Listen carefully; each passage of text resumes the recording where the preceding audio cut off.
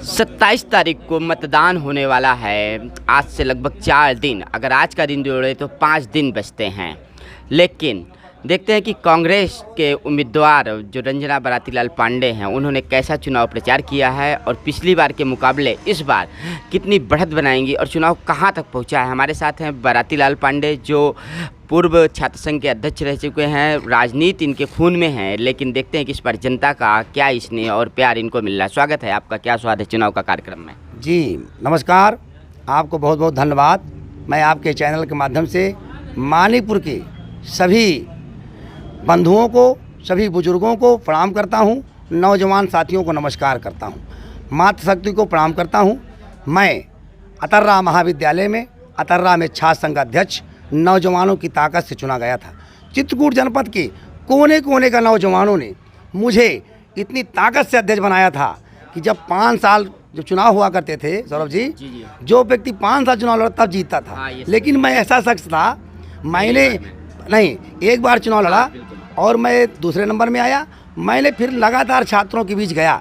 दोबारा मेरे चित्रकूट के नौजवानों ने, चाहे जिस जात के भाई बिरादर के रहे हो, चाहे समाज के गरीब ठाकुर समाज रहे हो, चाहे यादव रहे हो, चाहे पटेल रहे हो, चाहे ब्राह्मण रहे हो, नौजवानों ने इतनी ताकत दिखाई कि बरातीलाल पांडे ऐतिहासिक अध्यक्ष हुआ।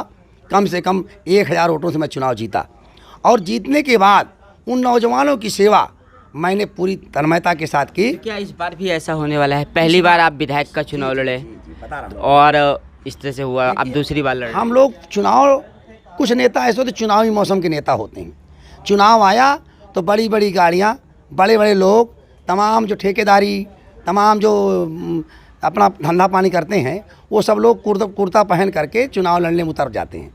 और लेकिन बरातीलाल पांडे, अगर जनता, चित्रकूट की जनता जानती है, चित्रकूट का नौजवान जानता है, चित्रकूट का कोल आदिवासी जानता है, चित्रकूट का गरीब जानता है कि बरातीलाल पांडे की पत्नी लगातार चुनाव बहुत हम लड़े, लेकिन लगातार जनता के बीच रहे। कभी हमने हार नहीं मारी, कभी हमने हिम्मत नहीं हारी। हमने हमेशा जनता के सुख दुख में ज़रूर पहुँचे होंगे। अगर हमको जानकारी मिल गई कि आदिवासी के यहाँ आग लग गई, मैं कपड़ा लेके पहुँच गया। आज किसी एससी भाई के यहाँ आग लग गई, मैं वहाँ राशन लेके पहुँच गया। किसी गरीब भाई को भूखा, हमें एक बार ब्राह्मणों की लोगों ने फेसबुक में तमाम लिखा कि ब्राह्मणों के पास, तो मैं वहाँ पहुँच गया, सकरौहा पहुँच गया, मैं चमरौहा पहुँच गया। मेरे पास 2 रुपया है तो मैं 1 रुपया सोचता हूँ गरीब को दे दूँ। अगर मेरे पास नहीं है तो मैं शारीरिक रूप से उसके साथ खड़ा हो जाऊँ। कोरोना काल आया, कोरोना काल के महामारी का जो मुद्दा सबसे बड़ा बन रहा है, जनता के बीच इस बात की चर्चा है कि जो महामारी के समय हमारे बीच था, हम उसको क्यों ना मतदान करें। देखिए कोरोना काल आया, मैं कह रहा हूँ जो वर्तमान विधायक थे वो तो भला सत्ता पक्ष की सत्ता थी तो उनका तो जाना जावी है, वो जा रहे थे। दूसरी भाई एक तरफ आनंद शुक्ला जी दौड़ रहे थे, क्योंकि वो सत्ता पक्ष के विधायक थे, तो उनका जाना तो स्वाभाविक है। वो अपना सत्ता पक्ष के सत्ते के पैसे दौड़ रहे थे। लेकिन मैं अपने पैसे से, अपने रुपया से बरातीलाल पांडे जनता के बीच, चाहे 2 रुपया बांट रहा हो, चाहे आलू बांटियाँ हो, चाहे राशन बांटियाँ हो, चाहे आप फेसबुक उठा के देख लीजिए, रंजना बरातीलाल पांडे की फेसबुक सर्च करिए। आदिवासियों के बीच, गरीबों के बीच, ब्राह्मणों के बीच हमने राशन बांटने का काम किया, हमने दवा बांटने का काम किया। दवा तो पार्टी ने दी थी, दवा तो पार्टी की तरफ से आई थी, प्रियंका गांधी ने भिजवाई थी। उन दवाओं को किट वितरण करने का काम किया। आज चाहे वो सपा का कैंडिडेट हो, चाहे वो बसपा का कैंडिडेट हो, चाहे वो भाजपा अपना दल का कैंडिडेट हो, उसको भाजपा को तो कोई कैंडिडेट नहीं मिला यहाँ। अगर सिटिंग विधायक यहाँ था भाजपा का, सिटिंग विधायक होने के बावजूद भी भाजपा जैसी कहती है मैं महासमुद्र हूँ, भाजपा कहती है कि मैं बहुत बड़ा दल हूँ। अरे उस बड़े दल को एक अपना कैंडिडेट नहीं मिला, उसको तो अपना दल से प्रत्याशी उतारना पड़ा। और ऐसा प्रत्याशी जो कभी जनता के बीच रहा नहीं, किसी दादू भाई के पास रहा हो तो मैं नहीं जानता, किसी बड़े आदमी के बीच रहा हो। नाम सुना जाता था, जमुना पार से आता था लल्ली महाराज। लल्ली महाराज हो सकते हैं। लल्ली महाराज तो कह रहे थे कि हम बरातीलाल को नहीं जानते। हमने कहा बरातीलाल को आप जानो ना जानो, जनता बरातीलाल को जानती है। आप दादू को जानते हैं, आप गुंडा को जानते हैं, आप माफिया को जानते हैं। बरातीलाल पांडे को गरीब जानता है, आदिवासी जानता है, यहाँ का ब्राह्मण समुदाय का एक एक बुजुर्ग जानता है, एक एक नौजवान जानता है। हर समाज, हर तबके के लोग बरातीलाल पांडे को जानते हैं। ब्राह्मणों की बात करते हैं तो ब्राह्मणों को गरीब और मजबूर क्यों नहीं समझा जाता है? ब्राह्मणों की बड़ी स्थिति खराब है, क्योंकि आज चुनाव होते हैं, चुनाव के समय तमाम दलों, तमाम जातियों के लोग, अन्य दल से कोई नेता आ जाए तो वो लोग इकट्ठा हो जाते हैं। मतलब आप समझिए क्या उनके उनके एक दूसरे की मार हो जाए। मैं नाम नहीं लूँगा किसी जात में, अगर आपसी झगड़ा भी है तो वो लोग झगड़े भूल जाते हैं, वो कहते चलो भैया। लेकिन हम ब्राह्मण समुदाय पीछे क्यों जाता है कि ब्राह्मण समुदाय एक बुद्धिजीवी कौम है, वो बहुत होशियार कौम है और अपने दम पर वो बेचारे अपने दम पर वो डिगे हुए हैं, उनकी कहीं कोई सुनवाई नहीं हो रही। आप समझिए सबसे ज़्यादा अगर इस वर्ष इस समय वो है तो ब्राह्मण समुदाय बहुत पीछे है। आप समझिए ब्राह्मणों की आवाज़ उठाने वाला कौन है? अगर भैरव प्रसाद ने लोकसभा में बात रख दी ब्राह्मण श्रवण आयोग गठन की, उनको टिकट नहीं दिया गया और एक बैकवर्ड प्रत्याशी को टिकट दे दिया और हमारे समुदाय के लोग जिंदाबाद करने लगे, जिंदाबाद जिंदाबाद। मैं अपने समुदाय को बताना चाहता हूँ कि एक हमारे समाज का व्यक्ति, एक हमारे समाज का सांसद ने वहाँ पर श्रवण आयोग की मांग की। हम देखिए हम किसी समाज के विरोधी नहीं हैं, हम समाज के हर तबके को साथ लेंगे, लेकिन हमारा उद्देश्य है कि आरक्षण व्यवस्था, जैसे आरक्षण व्यवस्था है, हमारा उद्देश्य है कि आरक्षण गरीब को मिले। गरीब में तमाम एससी भाई बेचारे हैं, उनको आज तक नौकरी नहीं मिली। 70 सालों से आरक्षण चल रहा है और आरक्षण का लाभ बैकवर्ड, जैसे बैकवर्ड में आप जाइए तो बैकवर्ड का वो साथी आरक्षण का लाभ पता जो एक बार हो गया। अरे मैं कहता हूँ कि एक इसकी योजना बननी चाहिए, गरीब को आरक्षण मिलना चाहिए, लेकिन गरीब को उसको आरक्षण मिलना चाहिए कि जैसे कि हमारे गाँव नौकरी मिलेगी, हम भी आरक्षण का लाभ ले रहे हैं। ये कहाँ का है?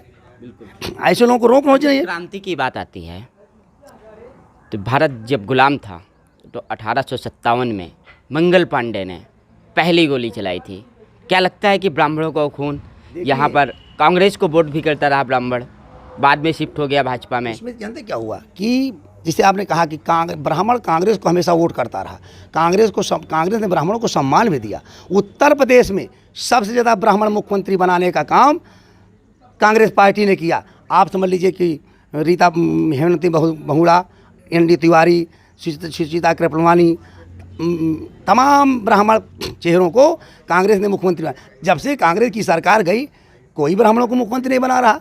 आप देख लीजिए, चुनाव लड़ेंगे किसी के नाम पर, मुख्यमंत्री किसी को बना देंगे और कहेंगे वोट दे दीजिए। मैं कहता हूँ समाज के हर तबके को लीजिए ना, हम ब्राह्मण ही नहीं कह रहे हैं, जो गरीब है, हर समाज के हर तबके को ऊंचाई पे ले जाना चाहिए, समाज के हर तबके को बढ़ाना चाहिए, तब जाके काम बनेगा।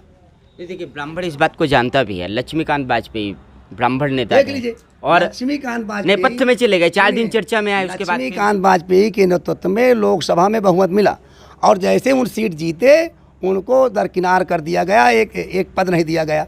आप मंत्री पद उठा के देख लीजिए, बिल्कुल वो केंद्रीय कैबिनेट मंत्री का मंत्री पद उठा लीजिए, कहीं ब्राह्मणों को जगह नहीं है।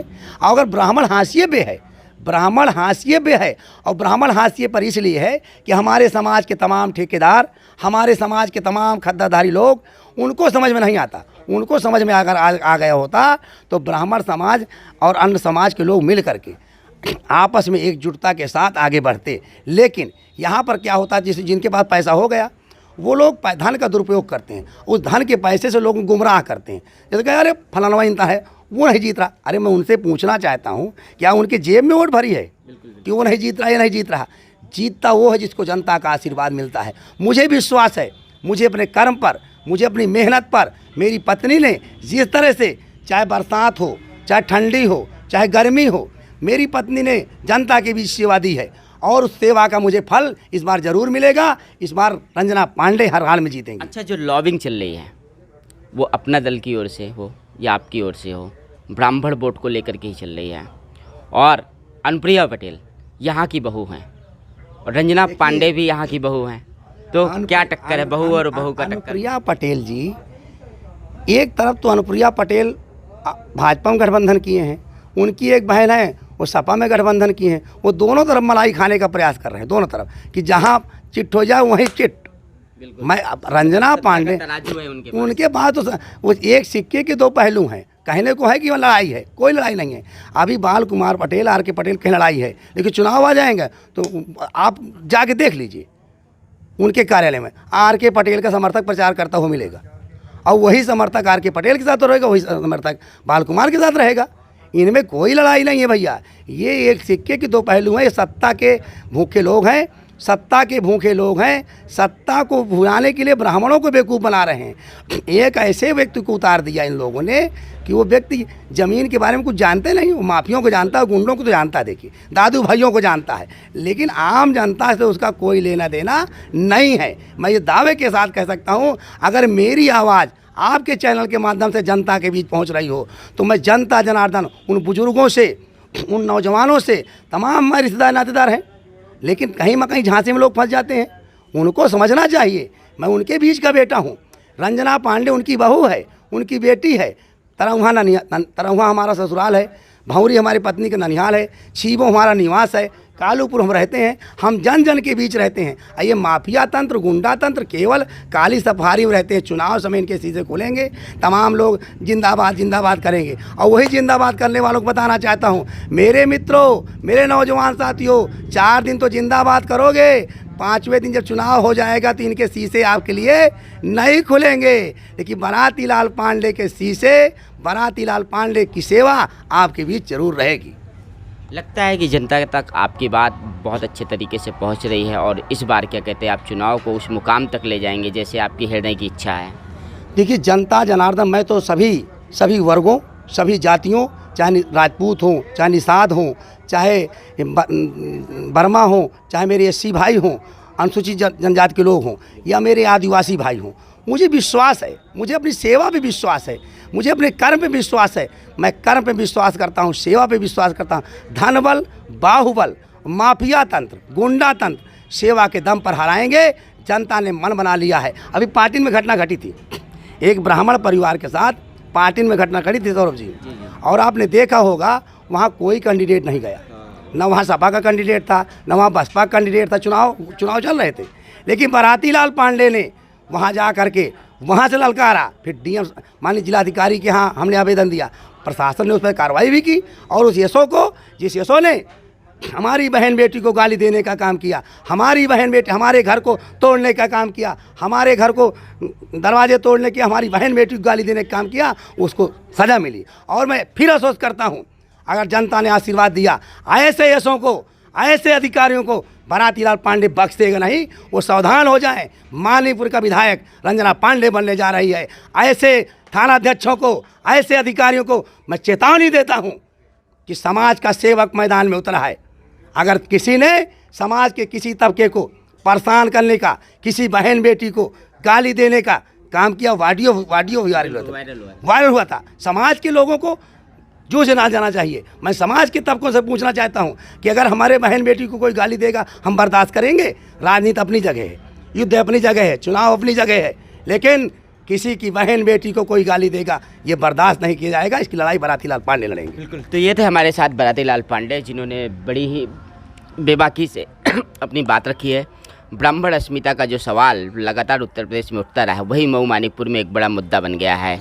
अपना दल का प्रत्याशी आने की वजह से और जो एक बड़ा चुनावी अंदाज यहाँ पर सामने आया है कि अब माफिया वर्सेस एक समाज के सेवक की जंग